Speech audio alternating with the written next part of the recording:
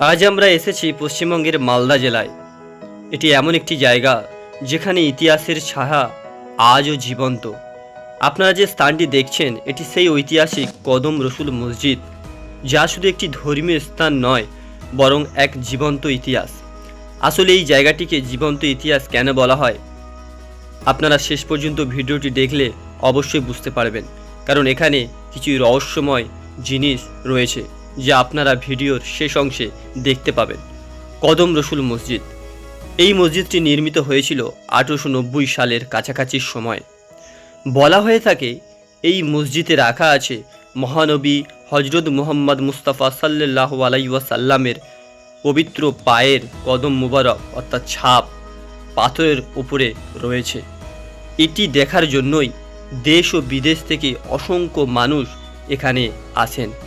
আসার দুটো কারণ হলো এই মসজিদটি একটি ঐতিহাসিক মসজিদ এবং এখানেই মহানবী হজরত মুহাম্মদ সাল্লাল্লাহু আলাইহি ওয়াসাল্লামের পবিত্র পায়ের ছাপ রয়েছে।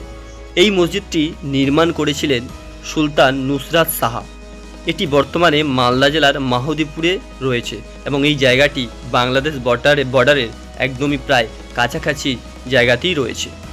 মসজিদের স্থাপত্য মুঘলদের প্রভাব স্পষ্ট দেখা যাচ্ছে। লাল ইটের দেওয়াল, সুসজ্জিত খিলান, সুউচ্চ গম্বুজ, সব মিলিয়ে এক অপূর্ব নির্মাণ শৈলী। সবচেয়ে বিস্ময়কর অংশটি হলো একটি পাথরে খোদাই করা সেই পবিত্র পদচিহ্ন, যা ঘিরে এখনও চলে দোয়া ও দর্শন। প্রতিদিন বহু মানুষ এখানে প্রার্থনা করতে আসেন। এখানে একটি ঘর দেখছেন, এই ঘরটা হলো দেখুন, এটা হচ্ছে আওরঙ্গজেবের জেনারেল দিলওয়ার খানের পুত্র ফতে খান কিন্তু এই বাড়িটির মধ্যে রয়েছে। এই বাড়িটি দেখুন, বাড়িটির প্রায় বয়স হবে প্রায় 300 থেকে 400 বছর। তো এখানে কিন্তুই রয়েছে দিলওয়ার খানের পুত্র ফতে খান, যাকে সম্রাট শাহ নিয়ামাতুল্লাহকে হত্যা করার জন্য পাঠিয়েছিল বলে একটা সন্দেহ করা হয়। আর এই ভিতরটা দেখুন, এটা মসজিদের পাশাপাশি এটা কিন্তু কবরস্থান। এই চারিপাশটা, এদিকটা এবং এই দিকটা পুরোটাই কিন্তু কবরস্থান।